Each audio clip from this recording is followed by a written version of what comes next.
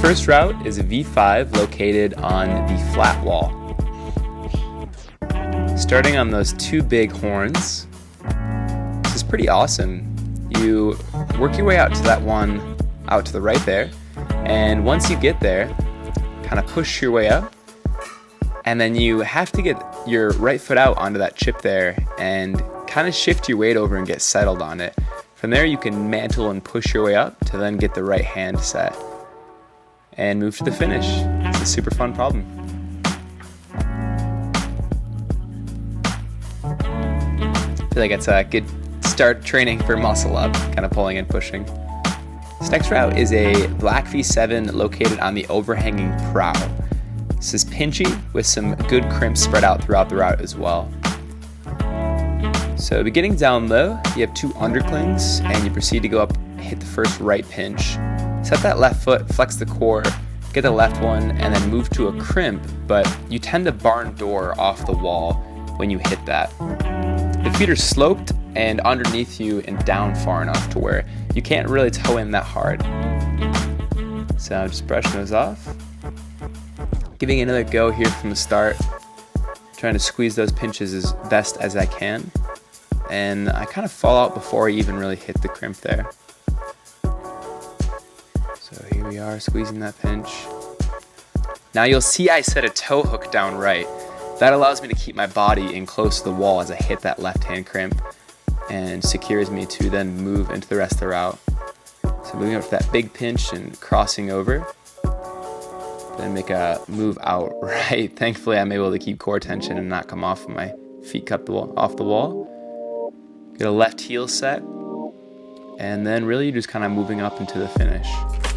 A really cool problem, I was unable to do it without that toe hook, so that's really forced well.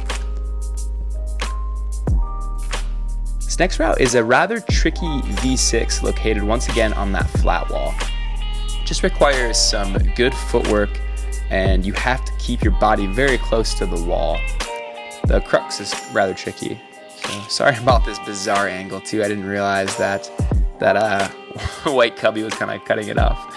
But moving out left, this is actually where the crux is. So just because of the orientation of where that right hand is, it's right by your left and you need to hit it down low and then shift all your weight. You're already locked off when you hit it, so it's kind of bizarre. Then you can get the thumb on. And here I try and walk my feet up. Get the left, but you'll see I keep my right foot on the wall and it actually pops off because of the way my body is. The start was interesting as well. You had to do it just a particular way by going right first and then left, Gastons, and then walking back into this corner crux here. This felt bizarre because you're actually squeezing pretty hard even though you're so close to the wall. It's a very static movement. So here you'll see a difference in my beta. I actually keep the left foot low and flag it. That allows me to stay close to the wall, hit that next hold, move up rather carefully. You can barn door here quite easily if you're not being careful. Hit that next crimp. The hard movements are behind you now and just transition into a cool section where you just walk your feet up and hit these last few crimps. So an awesome route and precision.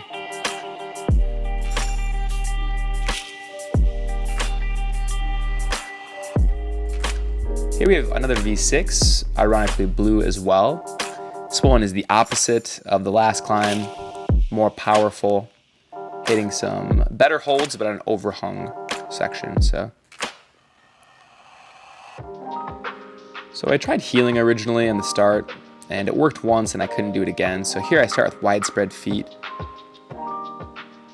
Basically working your right hand up that section of holds and getting the left hand on pretty solid crimps.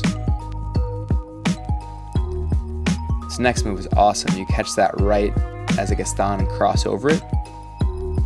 And then just work your way into this last section. I set a heel hook before transitioning into a toe. Fun route. I really like the flow on that one. Feels really awesome.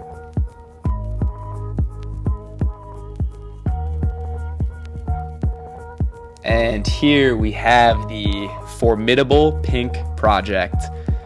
This is an amazing climb, one of the best gym climbs I have ever climbed on before. It really truly is awesome.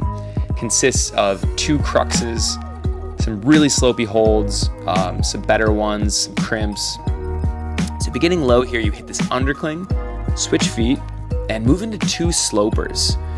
Those are both pretty atrocious, and the key is the left foot on that juggy start. Super interesting. Keep the core tight, and then you have to really pull hard on the left hand. And the next move is you're throwing your right hand out to an undercling. So once again, hitting these slopers. I had to situate myself just perfectly, and then you're trying to swing out and catch that undercling. It's a crazy cool move. Getting closer there. Those first slopers seem like they should feel a lot better, but they are just good enough. But here, you'll see me grabbing that, walking my feet out widespread before getting a drop knee and moving into the next crux.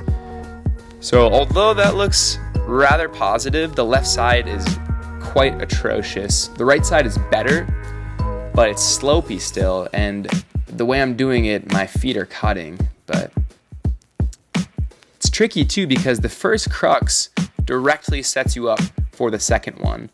So depending on how you hit that first crux, it's going to affect the next crux, which is even more challenging in my opinion. Such an awesome climb though. So here you have me just squeezing and being able to lock off, readjust the good spot.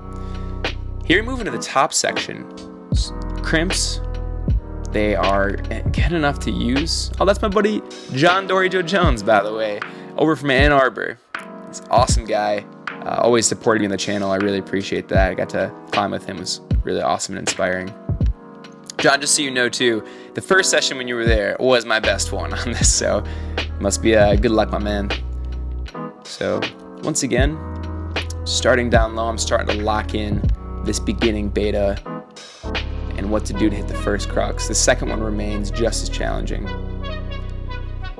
And I'm able to kind of lock it off, get the high foot, and once again move into this crimpy section that then transition to a compression section at the end. The end of the route is pretty doable. My hand blows off pretty hard there. It is pretty doable, but you get very tired from these cruxes as well. It's challenging. Even with beta, I was falling off these cruxes numerous times. But here, locking in that crimp, keeping the core tight, hitting that right hand, I'm able to keep my foot on, which is extremely helpful. Get a high right foot, flag out, go left, and then into this next right crimp. Before now I'm transitioning into the compression at the end. So outright, able to keep tension, and I was just tired. My right hand was set poorly. So close. I thought I was going to get the send for certain.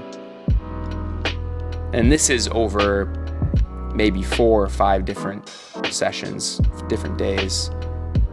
The first session went very well, but the route remained a challenge for me. They're able to stay on the wall, even my feet cutting. Close that crimp off. I'm tired as well. And I do opt to throw a heel hook out here just because I'm so tired. My left hand just pops off. Honestly, such an amazing route though. Headsetter Mike Beanick really did a beautiful job on this route. Just because it's powerful as well as still needing such precise movement. To do that beginning move, you really need to sink your weight down, get the left foot set perfectly, keep incredible core tension, pull hard on the left side, and keep close to the wall as you swing out. And then once again, just getting right into the next crux. It's a really beautiful route. So here I'm working the end in isolation. To throw out there, this is not from the start of the route. But you can see that I can pull these last moves off. I can do it, and I can do it up to that crux. So all that's left is the magical link up. Somehow managing to do everything well enough to stay on the wall, but save enough energy to link it through the end. Just in awe as well. I mean, typically once I get a crux down, I can really repeat it, and repeat it pretty well. But not the case on these. I took a lot of falls on both those cruxes.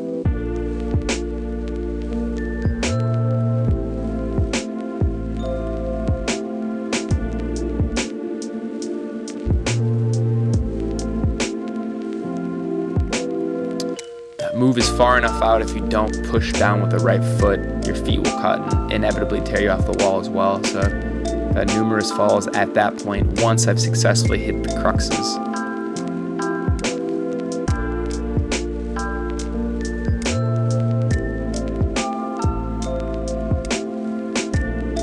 So cutting feet, getting the left foot set.